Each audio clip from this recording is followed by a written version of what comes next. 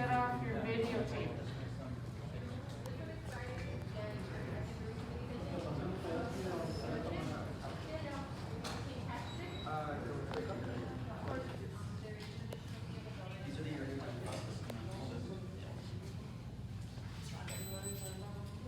You need to tell this guy to stop videotaping.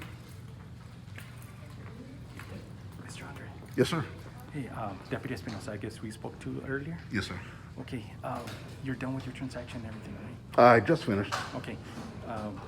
Again, like you mentioned, a lot of people are feeling uncomfortable.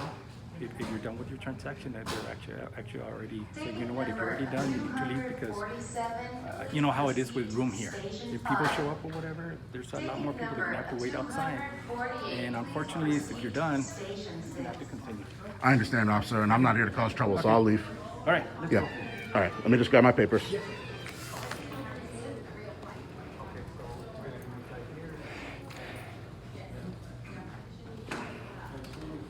Thank you, sir. Thank you. Mr. Andre, other than that, how was your experience dealing with your transaction? I was totally paranoid. It was 100% calm. Until the very end when you just walked in, there was only one person that... And unfortunately, I did mention like how, you know, you're just there to do your transaction and everything, and that's fine. You know, if you want to feel, just to make sure that you're not being filmed wrong or anything like that, which is understandable. Well, actually, sir, just to make a clarification, Yes, sir. in the future, the video recordings I do in public buildings, Yes, sir. whether it's El Paso County or the city or wherever, is not just going to be if I have business. I also have a legal right to record if, but I don't think that those people understand that, because one of the first things they said when I was done with my transaction here is they said, oh, well, he's done with his business. So it's as if, you know, because I'm done that I have to leave. Now, I understand that during these COVID-19 times, Yes, sir. maybe because of social distancing or something, but as the pandemic winds down, I feel that I have a constitutional right to record regardless. Now, Yes, sir. then I'm pragmatic too. There's reality. I'm not just looking for a fight for no reason. No, sir. I'm not just gonna come and And I'm glad you're understanding. Yeah. You know that I really appreciate that, sir. I really do. yeah. But other than that, I mean, hopefully your interaction with them was Can we okay move and away from this everything. car? Because I need the better audio. Yes, sir. Hopefully the interaction that you had in there, whatever, I was hoping it was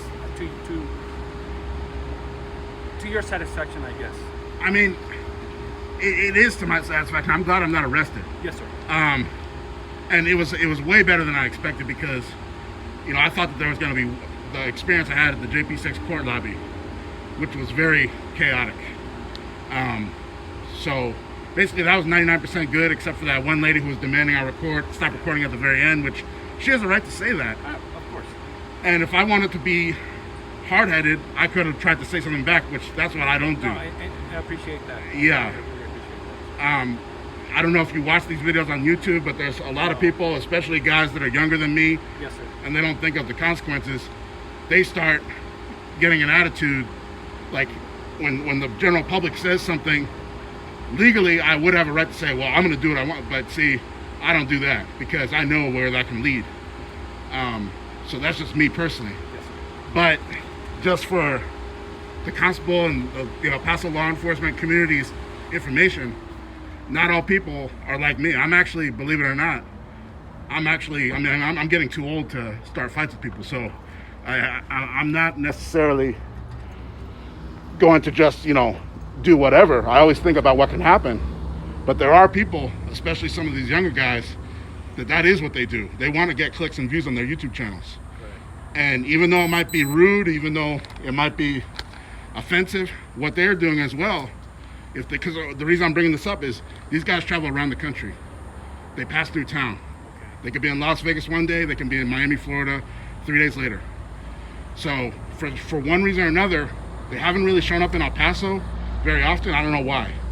But if they ever do, I'm just letting the law enforcement community know through this video right now that there's people a lot more nastier than me who are trying to get clicks and views. I'm not one of those people. Obviously, I still got arrested. Yes, sir. But I was just putting that out there. All right. Other than that, Mr.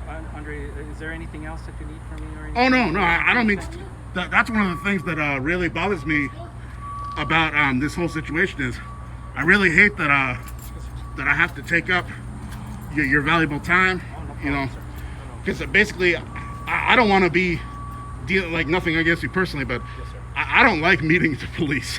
So if it was up to me, we would have. And again, it would be like in case if you need any help or anything, I don't want you to feel discouraged. Yeah. That you can reach out for help and that you're not going to get it. I'm glad you brought that up. I just want to make sure that you don't feel that way or anything like that. Okay. And you know what? I'm so happy you said that because deep down inside, I was feeling that the constable's office, at least the Precinct 6, has it out for me because the sergeant, when he told me to leave that day, he said, okay, you leave, we're being lenient with you, and there won't be any problem. Then, behind my back, he stabbed me in the back, and he made an arrest warrant with the judge, and then 5 days later, I got ambushed by the Clint police and taken to jail. I was like, you know, the sergeant said one thing, but then he did another. So I'm very happy that I met you, officer, because, Yes, sir. you know, it seems like you're, you know, but then again, that sergeant seemed like he was a good guy too. So hopefully you are the good guy you appear to be. And you're not going to quietly go to a judge later and try to get an arrest warrant over me. Because like I said, I'm already on bond. Okay. And I'm not trying to pick a fight with the community or with the law enforcement community. I know that what I'm doing is controversial. I understand that. And you have every right to record anything that you want, especially being out in public and everything. So Right. Again, I do understand your point. Right. With you and everything. So just as long as other people don't view it differently, and you know, each and every other people would have their own point of view, I guess, in regards on how they're being filmed or stuff like that. And you know, if it's not a problem to anybody, then it should be no problem at all. Well, but see, and that's, you know, and I appreciate you saying that, Constable, Yes, or sir. I'm sorry, Deputy. But unfortunately, that's not reality.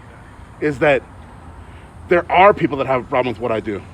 Just like, for example, not that I'm a firearm owner, but for firearm owners in this state, for example, you're legally allowed to, I'm just giving this as a good example, Yes, because this also deals with disorderly conduct and what is actually the law.